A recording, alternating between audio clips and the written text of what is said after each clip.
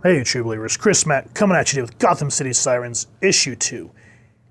And I'm glad that I went and got the first 2 issues of the single books, which in my town are almost nigh impossible to get a hold of. I read the trades back in the day and I thought it was absolutely magnificent, so I had to at least go back and read the first 2 issues to make sure it wasn't one of those rose-tinted glasses situations that I tend to talk about from time to time. And this still holds up. Now, one thing that I will point out, if you want to go back and read this series, you may feel a little confused if you didn't really follow the Hush series or Batman Reborn afterwards, when Batman died in, what was it, Grant Morrison's Infinite Crisis, whatever it was called, well, dies, as we all know. So let me kind of bring you up to speed real quick before we dive into all this. During Hush, Thomas Elliot, which is supposed to be one of Bruce's longtime friends, spoilers if you've never read it, make sure to go read it and then come back, because I don't want to spoil it for you. With that said, spoilers abound in terms of Hush. Thomas Elliot finds out Batman is Bruce Wayne, uses it to his advantage, plays on Bruce's emotions, and tries to take him out, becomes the villain, Hush. Bruce eventually figures it out, thinks that Thomas Elliot dies, but obviously doesn't. And then this is where I get a little confused, because then we went into Batman R.I.P. and Batman dies out of it with the Reborn. Dick Grayson and Damian Wayne become the Batman and Robin. Hush apparently rips Selina's heart out, and it was put back by Zatanna. I never read the standalone Catwoman series. I kind of wish I had at this point. But during Hush, this one, Bruce first reveals the secret identity to Selina, and that's how they have their relationship.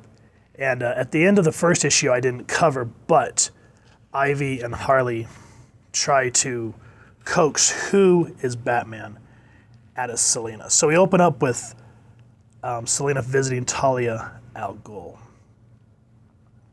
And I love how Selina says, your guards were easy work. And then I love how Talia just says, you are safe here. Besides, if I sought your life, I would have taken it already.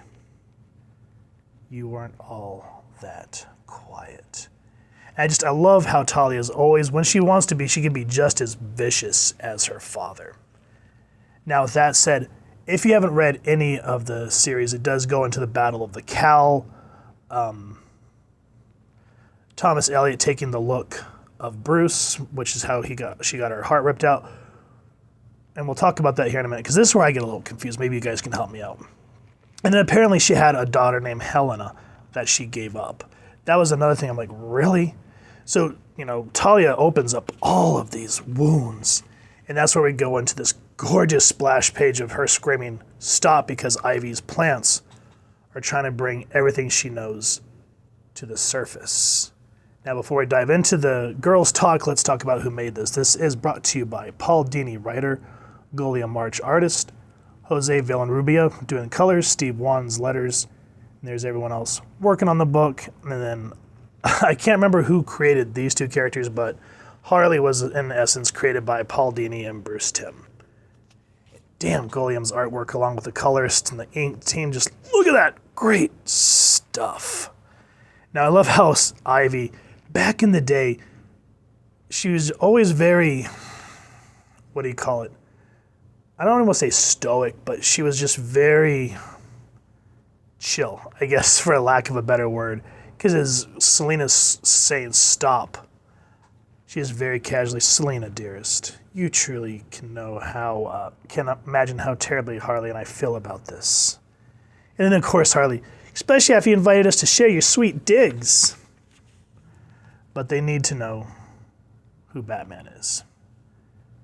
Because this is not torture, merely suggestion. If we're to band together, then we should share all we know about our common enemy, Batman. Now, I don't want to give away everything that Talia teaches her, but the way that that Selina, quote unquote, breaks, it's really interesting because it shows Harley go, what? Come on. And it actually makes Selina finger Bruce Wayne. But there's a little twist to it that I'm not going to give it away. But Harley says, Mr. J was telling me there was always one Joker and one Batman. That's the way it's always been and the way it always will be. And then what I love is, I can never find the page when I want to talk about it. Hold on. Here. Harley says, well, it could have been one Batman. Maybe. That is if he were properly motivated, like a deep-seated trauma in his childhood. And this is what people forget is how smart Harley really is.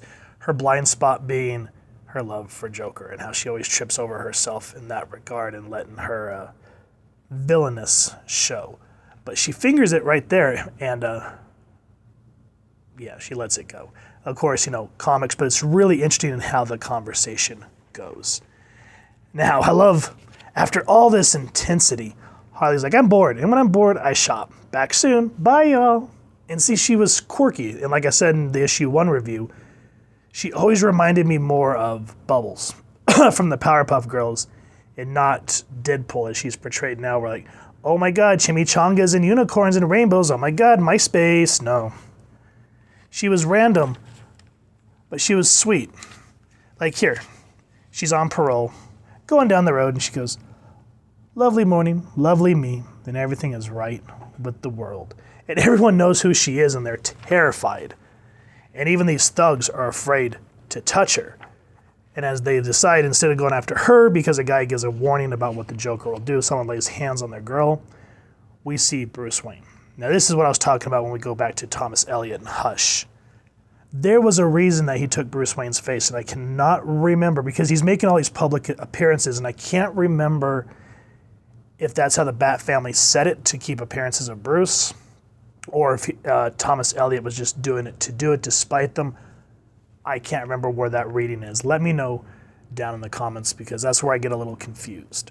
But anyway, these hoods try to take quote-unquote Bruce, and I love how Harley says, he's the only one that really vouched for my parole, so I figure I owe him. And it kind of reminds me of that episode of Batman the Animated Series, the one bad day where Harley gets set out on parole and she ends up going back, and Bruce buys her that pink little dress, or red dress, I can't remember what color it was, or Batman does, should I say. And she goes, why are you being so nice to me? And he goes, I had a bad day once. And so I can see where Paul Dini was kind of drawing that inspiration from, while the artwork here is just on point and how she's just goading these guys along. And what makes it funny is, again, there's humor, but it's not like in your face, obnoxious, oh my God, let's be meta, and look at this casual modern topic. What happens is they knock out, Harley knocks out all the thugs. The car's out of control, and she goes, do you like toys, Mr. Wayne? Yes. Well, then we're in luck, whee! And the car goes crashing into a toy store. And instead of being shook up, she just goes, yes, I've been looking everywhere for one of these. And while that's happening, Hush thinks Harley Quinn. As Hush, I enlisted her long ago in my campaign against Batman. Later, she joined with Catwoman in looking for my family, looting my family fortune. Fate couldn't have sent me a more perfect means of revenge. And just look at how the persona changes. No one would doubt my word if I claimed she was one of the kidnappers. I simply acted in self-defense. And so everything kind of starts becoming into a boiling point as the book starts to end, because Selina knows what Hush is doing. And that's kind of where this cliffhanger begins to happen towards the end of the issue. Because Selina says, I got this terrible feeling that she wasn't really out with Gotham's favorite playboy. So with that said, guys, that's the quick synopsis of Gotham City Sirens issue 2. The artwork, freaking-tastic. They couldn't have picked a better art team. And then, of course, Paul Dini at the reins. Whenever he gets a hold of the, Catwoman, Ivy, and Harley, he's just in his pocket and just knows what to do with these characters. He knows them inside and out, and he does such a great job with them. So guys, if you've enjoyed what you've seen, please first and foremost support your local comic shop and either try to grab these in singles or the collected trades. Either way, you're going to enjoy this series. And if you've enjoyed this review, we really would appreciate if you take a moment to like, share, and subscribe. Helps the club channel more than you can possibly know.